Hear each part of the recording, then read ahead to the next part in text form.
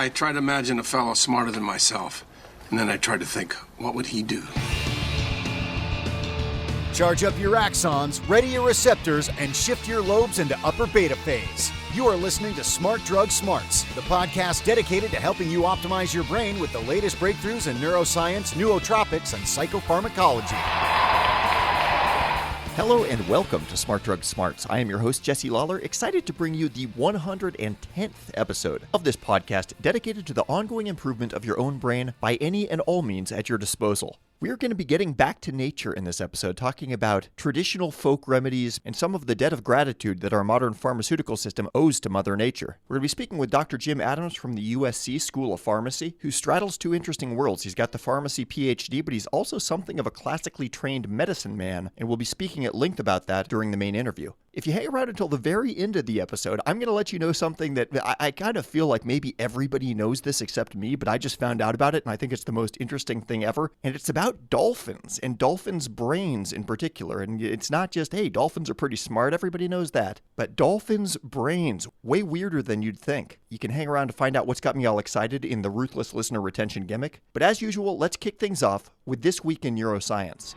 Smart Drug Smarts, This Week in Neuroscience. So this is possibly the most disturbing This Week in Neuroscience that we've ever had. This is just one of these things that you really wish wasn't true, but apparently it is. And it's just in time for the American presidential election season that is already upon us. But there's been something that's been known since the 1970s called the illusory truth effect, which in a nutshell is the idea that if something is repeated often enough, it starts to sound true, regardless of whether it is in fact true or false. This in itself is just one of those things you wish wasn't the case. But it gets worse. According to a very new study, the illusory truth effect, which you'd think would fail to apply if you actually know the truth of the statement. If you're not like being fooled because you didn't have access to the real information, but you just heard something repeated, and you, rather than looked up the information yourself, you're like, well, you know what, I'm just going to assume this is true by default. It's worse than that. Even if you know the truth, if somebody repeats something which you know to be false enough, that will start to sound true. Recent research was conducted by a team at Vanderbilt University and published in the Journal of Experimental Psychology, and that the way that they did this study is that they exposed volunteers to a lot of factual statements, things that could be factually evaluated as either true or false, and they were asked to rate each statement. This is absolutely true, this is absolutely false, this sounds pretty true, this sounds pretty false, a true or false statement, and the ability to rank it on gradations of certainty. When a subject had been repeatedly exposed to false statements and then asked to grade those statements later on whether they were true or not, they were much more likely to give a higher truthfulness rating to the often repeated statement. Even if you asked them the question framed as a question like, hey, what's the answer to this? They would be able to pull out of their knowledge the correct answer. So here's an example. Reading a statement like, Asari is the name of the short plaid skirt that's worn by Scots, made the participants more likely to rate that as a true statement. Despite the fact, if you ask those same participants, hey, what do you call one of those short plaid skirts that's worn by Scots? They would say, oh, that's a kilt. They know it's a kilt. But if you told them the opposite, that opposite thing, which they knew was not true, would start sounding more and more credible. Needless to say, you can imagine the myriad ways that this affects human society. If everybody's saying something, it starts to sound true. You start to behave as if it's true. If enough people are saying that the emperor has clothes on, eventually you can start to see the clothes yourself.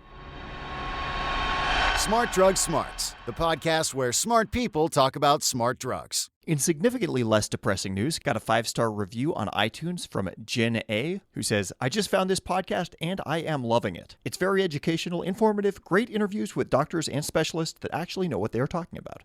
Pretty busy week in the Smart Drug Smarts universe. Just finished off the first week of 2016. People around the world getting back in action after some holiday vacationing. In addition to the podcast, we actually had something like 3 articles come out in different places around the web over the course of this past week. Some of them on the Smart Drug Smarts website, some of them published elsewhere. If you want to keep up on that stuff, and I hope that you do, the best way to keep apprised of everything that we've got going on is to sign up for our newsletter at smartdrugsmarts.com/newsletter, where we'll hit your inbox once a week with everything that we've got going on recently, give you some sneak previews of what we've got coming up soon, and also some clues as to what we're reading around the world of neuroscience on the web. I've actually got a couple of devices here in my office. I'm literally going to go head to head against myself in a meditation battle, or at least a meditation and feedback on that meditation battle, read my brainwaves as I try to get myself into a very, very relaxed state. Anyway, there's a spoiler. That's the kind of sneak preview that you might be getting in our newsletter, The Brain Breakfast. We'll also keep you apprised of everything going on over at Axon Labs, axonlabs.io being the retail arm of things over here, where we've got a couple of supplement stacks. One called Nexus, built around aniracetam. It's a cognitive aid and neuroprotectant, and many people, myself included, find it to be quite the creativity booster. And the other called Mitogen, short for mitochondrial generation. And true to the name, it's all about helping your body build more mitochondria and keeping those mitochondria souped up with all the precursors that they need to pump out ATP, your body's intracellular fuel source. So check those out over at axonlabs.io. But now for something a lot less high-tech, a conversation about getting back to nature.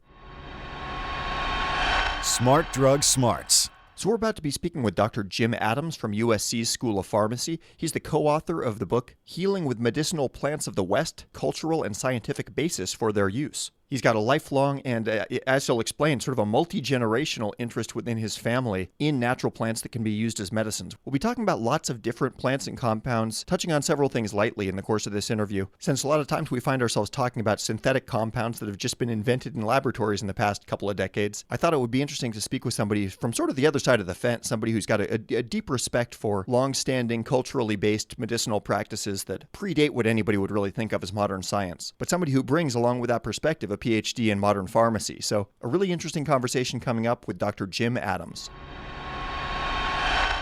Well, I have my PhD in pharmacology from UC San Francisco, and pharmacology, in my opinion, has always been the study of plant medicines. And when I was a kid, all of my medicine was American Indian healing. It came from my grandparents, and they had, somehow learned enough American Indian healing to treat me when I was sick. And in fact, my whole family has used American Indian healing since 1635. My first ancestor who came here to the United States was William Adams, came from Bristol, England, and he was a surgeon. His job was to keep the Puritan community in Virginia alive.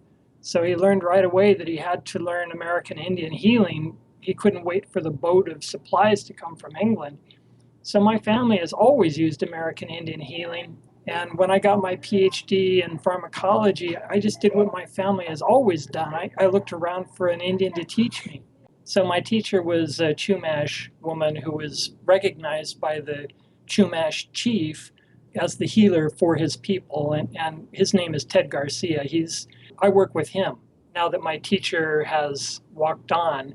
So Ted Garcia has asked me to be the healer to the Chumash people in the San Fernando Valley. And there are literally thousands of families like mine who have been kept alive by American Indians. And I am so grateful to American Indians for keeping my family alive. So that actually raises kind of an interesting question. There's so many different geographical and climatic zones between the east coast of America and the west coast of America. When we look back on American Indian folk wisdom now, it's easy to fall into the trap of thinking of it as all being one thing. But these are actually a ton of different little micronations, each of which probably had their own medical traditions. How does somebody apply that now? If you're looking to solve a particular medical problem, which of the many potential medical traditions should you be zeroing in on? Well, the study of pharmacology is the study of the plant medicines that are local around where you live. And so originally I was looking for new ways to treat stroke, because here in our country, in the United States, the way we treat stroke is barbaric. Somebody sits in the emergency room for 6 hours until the neurologist finally comes and evaluates them. It takes 6 hours for the lesion to stabilize. And then after paying $250, the neurologist tells you if you can go home or not. And really, that's about all that there is to treatment. It's almost like the way stroke was treated in the Dark Ages. So I had read a lot of information about how Chinese people treat stroke. And fortunately, my wife is Chinese, and so I actually speak Chinese and have been influenced a lot by Chinese medicine. So I started looking around for American Indian treatments for stroke, and finally found a teacher who could teach me and actually knew an awful lot of information. So she and I worked together for 14 years, and after working with her for several years, she finally taught me this California plant that's used to treat stroke. And she and I analyzed the plant to find out the chemicals that are in it. It's actually very similar to a Chinese plant that is the #1 treatment for stroke in China.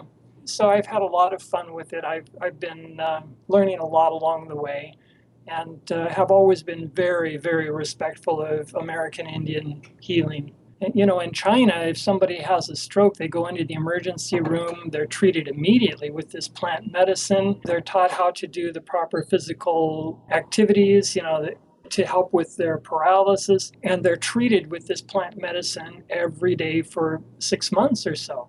Their recovery from stroke is actually much better than what we have in this country in terms of paralysis, being able to return to normal activity, and so on. And it's a long, hard process in this country to get anything new approved, especially if it's a plant medicine. And actually, the Chinese have been trying for 6 or 7 years now to get their number one stroke medicine approved in this country. As I recall, they're still conducting clinical trials here in the United States.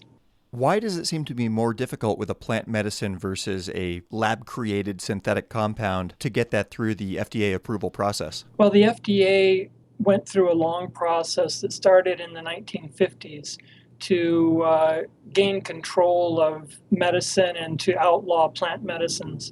So in 1960, the FDA successfully got a law passed that required all medicines to have proven efficacy in clinical trials. That meant that all of the plant medicines but one went off of the market immediately because none of them had any clinical trials to back them up, despite the fact that we had been using these plant medicines for sometimes hundreds of years. And I can remember my grandmother crying and saying, what are we going to do? They've taken all of our medicines away from us. So it was a concerted effort, and their number one target was sassafras tea. They wanted sassafras tea taken off the market because they were convinced that it would cause cancer because it contained saffrol. And, when I was a kid, I had so much sassafras tea. And, since sassafras tea was removed from the market, the incidence of cancer has done nothing but go up instead of down. So, there was absolutely no reason to take sassafras tea off the market, except that the FDA wanted to shut down the plant medicine community. So China, despite being a single-party state, obviously they're still into big business and making money and all these things. How do you think that, despite those interests, they've sort of managed to maintain the primacy of these traditional plant medicines? Well, China, in the last 15 years or so, has been doing everything they can to copy us and become as Western as we are in terms of medicine, which I think is a real shame. Fortunately, that is mostly occurring in the big cities. Out in the country, it's all still barefoot doctors, local plant medicine. The people still know all of the traditional medicine. And there are some schools of traditional medicine in the big cities in China, so it's not being allowed to die. But China is really anxious to let us know just how modern and advanced they are, just like us. And I think it's the wrong approach. I think that we should be learning from them. They have a better approach than we have. We're paying 18% of our gross national product for medicine in the United States. And that's because we are so much sicker than we have ever been before. We're paying $250 billion a year for heart disease. We're paying $250 billion a year to treat type 2 diabetes. We're paying $160 million or so, I don't remember the exact number, for cancer. It's off the charts. Why on earth are we spending so much on medicine? We're not doing the right thing. We're not living in balance. We're not allowing our bodies to heal themselves. We need to learn that from China and from other traditional healers like me. Whenever I talk to pharmaceutical company executives, then I ask them, do you think it's okay for our country to be spending 18% of our gross national product on medicine? And they say, oh yeah, it could go up to 25, that'd be fine. The pharmaceutical companies, they're making so much money, they're just laughing all the way to the bank. They don't have a drug that cures heart disease. They don't have a drug that cures type 2 diabetes. They have drugs that keep us alive. So we're spending $13,700 per patient to treat type 2 diabetes with no cure in sight. It's all just keeping people alive. Yeah, unfortunately, that's not the way that our financial incentives work. The top thing on a profit-seeking company's agenda isn't going to be to try to cure a problem, but to maintain a workable, effective, but essentially never-ending salve that'll continue to cost money. Yeah, in fact, we have drugs that are used to treat heart disease that cause type 2 diabetes, and drugs that are used to treat type 2 diabetes that cause heart disease. Think about the addiction that this country is going through with these drugs that don't cure anything, just keep you alive. It's terrible. And doctors, when this 1960 law was passed, medical doctors, MDs, said we must have digitalis. Digitalis is a plant medicine. It's still the number one drug that's used for congestive heart failure in this country. And so despite the fact that digitalis had no clinical trials to prove its efficacy, it was kept on the market after 1960. Yeah, that's interesting. How is it that that one was able to sort of skirt the bureaucratic roadblocks that the other ones haven't been able to get around? You know, it's really frustrating. There are two other plants that were the number one drugs used for treatment of tuberculosis. They were taken off the market, have not been available since 1960. And guess what the biggest epidemic in the world is today? Tuberculosis. It kills 1.5 million people every year because it's becoming resistant to all of the drugs that we have against it. Eventually, we're going to bring those plant medicines back. I'd love to hear from you maybe like a top 3, top 5 plants that people might not be aware of, but you'd like to bring to the public's attention as far as their medical efficacy. Well, I'm going to surprise you. Number one is tobacco. Wow, that is a surprise. Number one is tobacco because we have never learned how to use it correctly from the American Indians. Tobacco is a gift from God, and the American Indians use that gift, have always used that gift as a way of praying. You send your prayers with your tobacco smoke, and you don't smoke every day. You only smoke 3 or 4 times a year.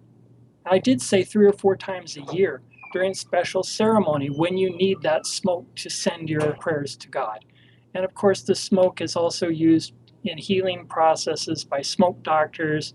Tobacco is also used for sacred dreams. And unfortunately, in our society, we call them hallucinations, which is just so, it's an unfortunate term. I'm going to put it very politely. It's an unfortunate term.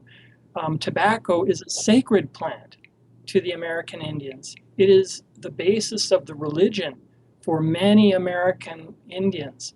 And we need to be respectful of that sacred quality of tobacco. So that's number one. As I understand it, the original strains of tobacco that Columbus and the conquistadors came across when they first made it to America 500 years ago were quite a bit different and stronger psychoactively than the things that we're used to now, right?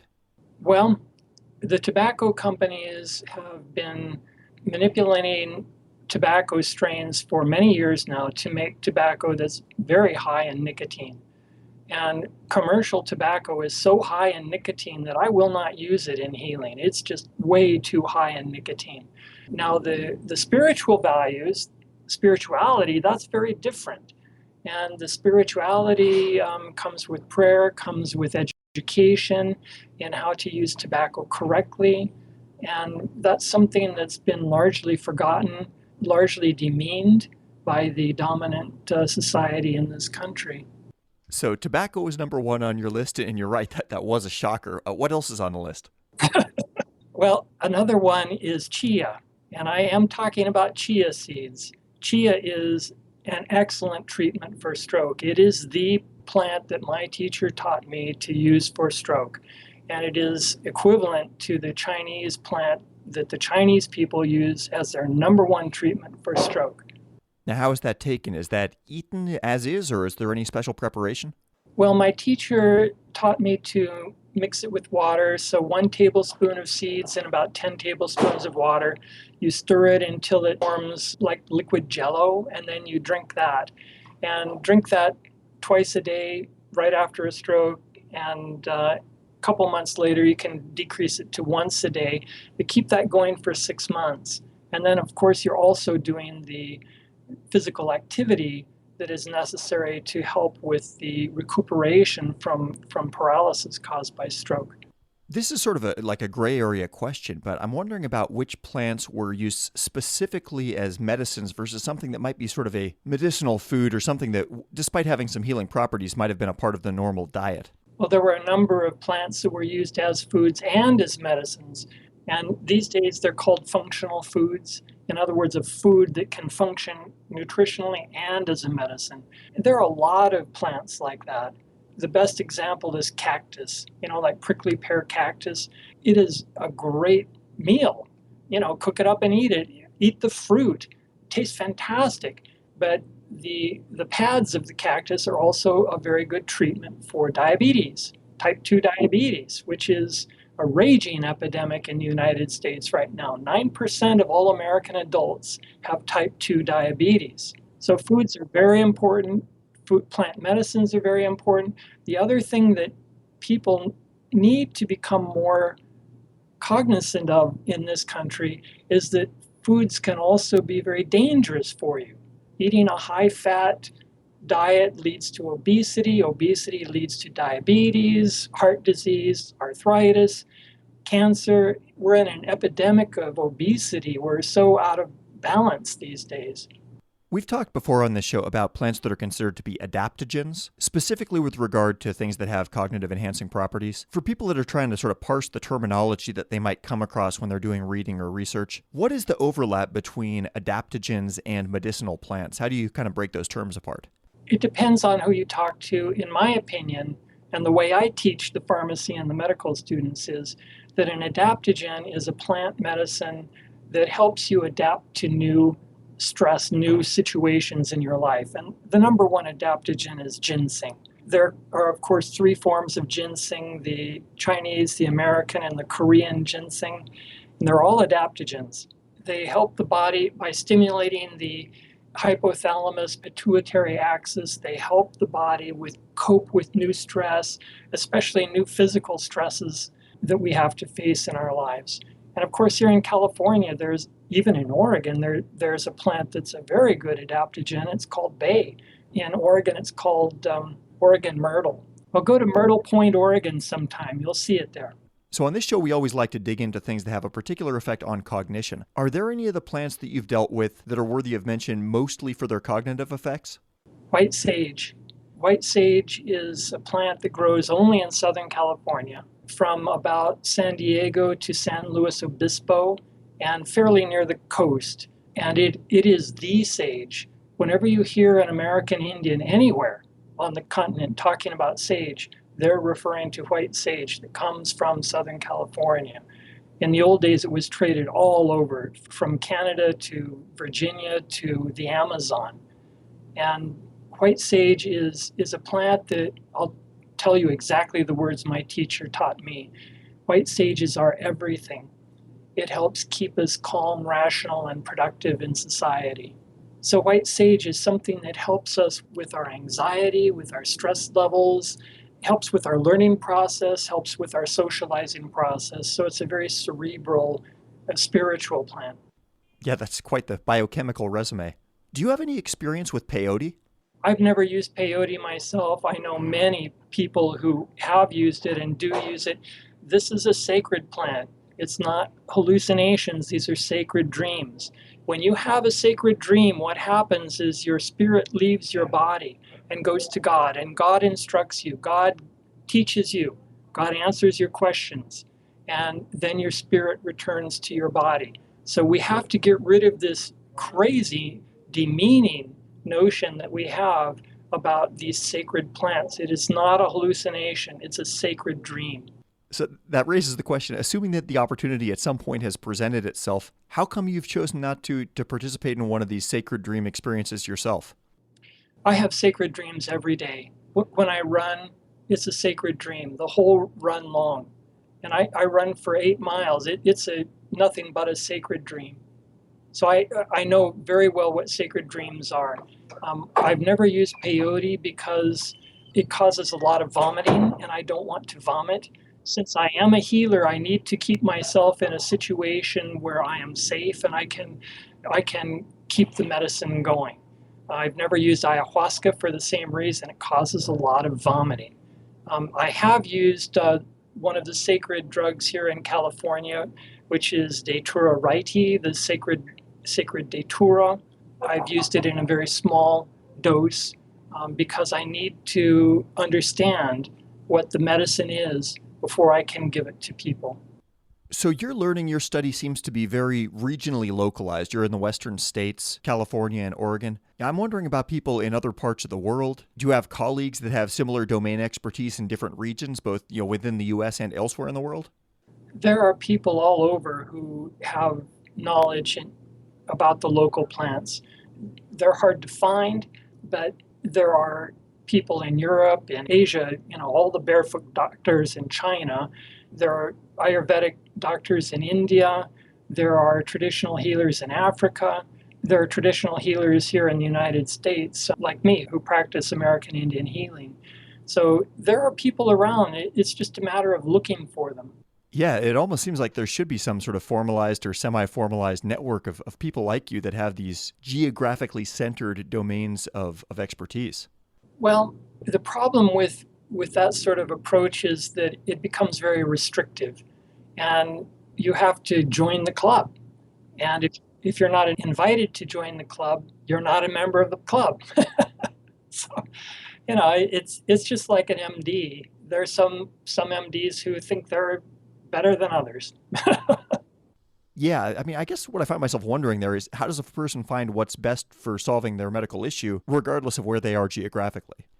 The way my teacher put it was that God gives us everything we need where we are at the time. So it's a matter of looking around and finding the medicine that you need. And, you can always say, well, the Chinese plant is better, the California plant is better, but there should be something where you are that will give you what you need. You just have to find the person who can teach you. People are really anxious to learn how they can go out into their local area or even into their own backyard and find or grow plants that they need to help them with the medical conditions that they have. And the number one thing, of course, is the treatment of pain. Here in this country, we really are treating pain in a very dangerous way. The non-steroidal anti-inflammatory drugs like aspirin, ibuprofen, naproxen, they cause ulcers, they cause strokes, heart attacks, and we're killing about 10,000 people every year just from the ulcers from those drugs. Then we also have the opioids, oxycodone and those things. We're killing 14,000 people a year from those drugs because we are not treating pain the right way. Pain needs to be treated in the skin, not with oral medications. And so I teach people how to make liniments and foot baths that they can use to treat their pain in their body and protect themselves from those dangerous drugs that we abuse in our society. Do you feel like in the era before, big medicine, modern science, that there were equal, equivalent amounts of folk wisdom in the remedies coming out of Western Europe, for example, versus the value of what you're seeing in some place like Chinese medicine or Native American medicine? It's a sad reality. And it's true of all cultures in the world. Each culture wants to see itself as better than other cultures, It's an ethnocentricity that we all have. But here in the United States, we kind of bring that home with a lot of subjects, not just medicine, also business and entertainment. And unfortunately, with medicine, we think that we've come so far and we've done so much. But what we're really doing is we're ignoring the traditional knowledge that we should be using, that we could be saving lives and saving money by using. And, the Chinese their medicine has been far more advanced than ours for many years. I mean, up until the 1960s or so. Arabic medicine also was highly advanced, largely because the Arabic people were interacting with Chinese and other people so much. Whereas in Europe, the European countries were much more closed in, especially during the Dark Ages and certainly during the plague. What used to pass for medical wisdom in, the bad old days of medicine, bleeding people when they're sick and things like that, it just sounds so undeniably awful now. I find myself wondering, did the Europeans really have their medical folk wisdom so much worse than people in other parts of the world? And if so, why is that? Well, American Indian healing is based on one principle: keep that person alive, because the village needs that person. If you're a buffalo hunter, the village needs you to hunt buffalo. You can't die until somebody can come along to replace you. And so among American Indians, each individual is an important component of the village. Whereas in Europe, villages, towns, cities were allowed to grow to huge proportions to the point where people are expendable. That's a huge difference in attitude between the two countries, the two cultures.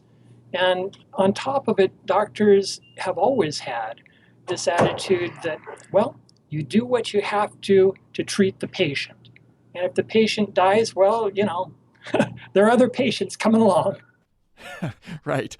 For people that want to dig deeper and do their own reading on this, you've got a book that you've written. We'll put the link up there on the website. Is there any other bibliography or sources that you'd like to provide to people who are interested in doing their own research? There are a number of books that are available. The German E-Commission, E as in Ernie, released, I don't know how many books, but several books on European traditional plant medicines. They have some non-European medicines in there also that are used as plant medicines in Germany. There are various textbooks around. The best one is Treese and Williams' textbook on pharmacognosy. Pharmacognosy means plant medicines, the study of plant medicines. Then there are a lot of different herbalist type books that are available also. I tend not to use the herbalist approach, the European herbalist approach, because they, in my opinion, they way overemphasize the use of essential oils. And I think essential oils can be dangerous if they're not used correctly. What would have happened in one of these traditional cultures when somebody gets sick, somebody gets an injury, and the healer for the tribe, they've got the perfect thing, but it's just not in season right now. So it's like, shucks, you got to wait for spring. It seems like the dictates of climate and geography could be a real son of a bitch sometimes. Well, that's the job of the healer. So that's why I have boxes and baskets and sacks of herbs around all the time. I dry them and I keep them for future use. Or I make liniments and other things that keep forever that I can have ready when people need them. I'm curious about your dietary choices, both the things you choose to eat and also how big a role the local production of the food has in your choices. I've been vegetarian for 40 years. I'm a lacto-ovo vegetarian, so I do eat milk, eggs, cheese, and that sort. And I really eat the proper amount of fruit. Most people don't eat fruit. I eat 4 to 5 pieces of fruit every day. And, the USDA recommends that we all should be eating 4 to 5 pieces of fruit every day. I also am very physically active. I run every day. Right now I have a cold, so I'm not running today. It's raining anyway, but normally I run 8 miles every day. Our bodies were made for physical activity. It helps us with stress. It helps us keep our hearts going. Most important muscle we exercise is our heart, and our heart needs endurance exercise. So getting back to your question, the local plants are absolutely the best plants because they're going through the same weather, the same physical conditions that we're going through. So the plants that you buy from local farmers markets, they're by far the best plants to use.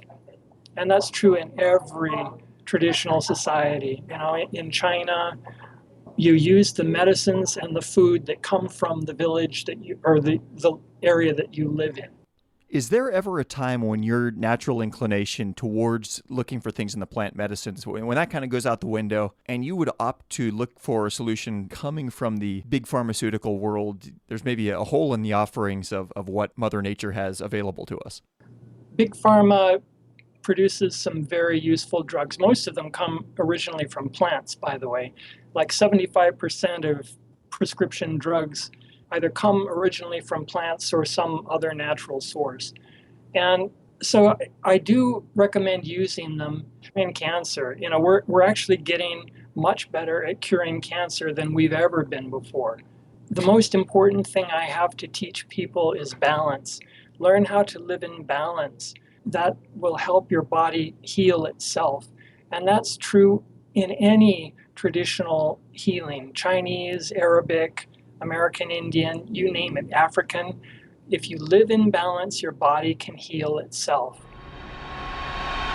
Smart Drug Smarts. So thank you so very, very much for Dr. Jim Adams taking the time for that conversation. This is one of those topics that for me is a really interesting one because I feel the emotional pull of myself wanting to say, yeah, we got to live in balance with nature. The wilderness is going to give us everything that we need. And if we're living in Southern California, we should be eating the native diet that would have been available in Southern California during that time of year. And if we're living in Northern Wisconsin, we should be eating the Northern Wisconsin local diet. And back in the time before we had to squabble with AT&T and weren't getting poisoned by carcinogens and scratch and sniff stickers, I bet everything was just great back then. And that has a real emotional appeal, but then the skeptical part of me just starts thinking that we're sort of mythologizing this lost version of the past, this fall from grace story that's really pretty, common across all human cultures, whether it's Adam and Eve or pick your favorite cultural archetype. Most cultures sort of like beating up their modern selves and hearkening back to some pristine, more dignified version of the past. And the funny thing that I see in modern America is that our version of doing this oftentimes seems to be kind of tied up with having some white man's guilt, and we're generally pretty willing to look down on the stuff that Europeans were doing 1,000 years ago, 2,000 years ago as being backwards and archaic and not a very good idea. But the ideas from what we think of as indigenous cultures from other parts of the world or from Native Americans, they sort of get held up as this golden age. And again, none of this is to say that there's not a huge amount of value in plant medicines, but I think the really, really tricky challenge that we have in the modern era is to look at these things really analytically, in the same way that we don't want the corporate finance of big pharma biasing us in favor of anything that comes out of a lab. We also don't want this sort of emotional cultural mythology biasing us in favor of anything that comes out of the ground or that doesn't come out of a lab. It's really interesting, kind of tricky problem, but I think that speaking with somebody like Dr. Adams and getting that perspective is really helpful for all of us to understand the range of opinions that are out there and hopefully be able to zero in towards our own well-informed opinions. Smart Drug Smarts. Ruthless listener retention gimmick. Okay, do you ever have the weird feeling that everybody must know about something except you when you find out about it? It's kind of like the world has put a kick me sign on your back and everybody knew about it and was snickering. Some people were kicking you and you finally figure out why and you're like, oh my God, how long has this been the case? Well, that's how I felt about something I just learned about dolphins. This is the weirdest damn thing, but the long and the short of it is dolphins sleep with one half of their brain at a time. They'll have their right brain go to sleep while their left brain keeps an eye on things, literally, actually, or vice versa. And apparently it's not just dolphins. Apparently many species of bird do this as well. Being able to maintain this, what is called unihemispheric sleep, is apparently helpful with breathing. Remember that dolphins breathe air despite the fact that they live in the ocean. And it may be that the half of their brain that's awake at any given time is temporarily in charge of keeping the breathing going on. But what seems to be the common element among animals that do this, that have this unihemispheric sleep, is maintaining vigilance for predators. The types of birds that do this, for example, are large flocks of birds who tend to be hunted by other animals, like hawks that might swoop in and get one of them. And it's actually the birds toward the edge of the flock that engage in this type of sleep, where if they're kind of towards the center of the flock, where they've got buddies on all their sides keeping an eye out for them, those birds are more likely to go to sleep with both halves of their brain at the same time. Similarly, in the wild, dolphins are under constant threat of shark attack, which, as you might imagine, makes it hard to sleep soundly, and so they've found a way of avoiding doing that. But scientists were curious as to just how long dolphins could keep this up. If there really was some point where they'd tap out and say, you know what, my whole brain needs to go down at once, catch a breather, and recharge a bit. And so they set up a vigilance test using dolphins' echolocation. Remember, dolphins use a natural form of sonar to identify objects in the water near them. And they set up a test. They ran this on 2 dolphins, 1 male, 1 female, and they ran this for a long time, a total of 15 days for each dolphin. 3 sessions, each session lasting 5 days. And they gave the dolphins clues with their echolocation. Every now and then the dolphins dolphin would be prompted to touch a paddle, sort of make a report about the movement of one of these objects. They'd get some sardines or something like that they would like to eat. And these prompts would happen at random times, all times, day and night, continually over the course of 5 days. This whole study, by the way, is available on the web. We'll put the link up to it. But the dolphin's performance was extraordinary. For each of the 5-day studies, they had high performance rankings. The male dolphin averaged from 75.3 to 86.2% accuracy over the course of the trial. The female dolphin, the worst she ever scored was 96.3% accuracy. At one time was 99.6% accuracy. They each had a few misses, a few false alarms. But what's most interesting is that their performance did not decrement as time went on. They were just as accurate on day 5 of these studies as they were on day 1. So it wasn't that the dolphins tired out from keeping half their brain awake. It was the scientists that tired out of doing these studies beyond 5 days. They really have no idea how long the dolphins could continue to perform at this level, but they have no particular reason to think that the answer is not indefinitely.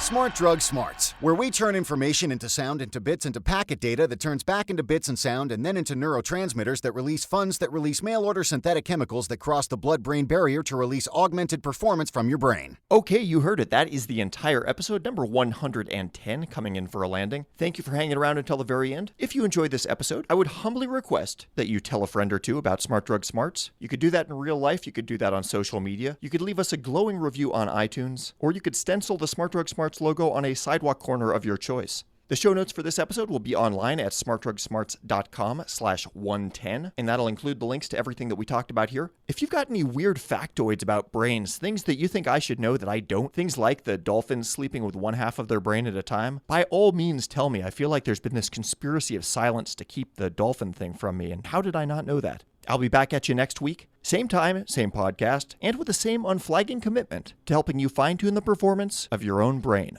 Have a great week until then, and stay smart. You've been listening to the Smart Drug Smarts podcast. Visit us online at www.smartdrugsmarts.com and subscribe to our mailing list to keep your neurons buzzing with the latest in brain optimization. Smart Drug Smarts should be listened to for entertainment purposes only, although some guests on the show are medical doctors, most are not, and the host is just some random guy. Nothing you hear on this podcast or read at smartdrugsmarts.com should be considered medical advice. Consult your doctor and use some damn common sense before doing anything you think might have a lasting impact on your brain.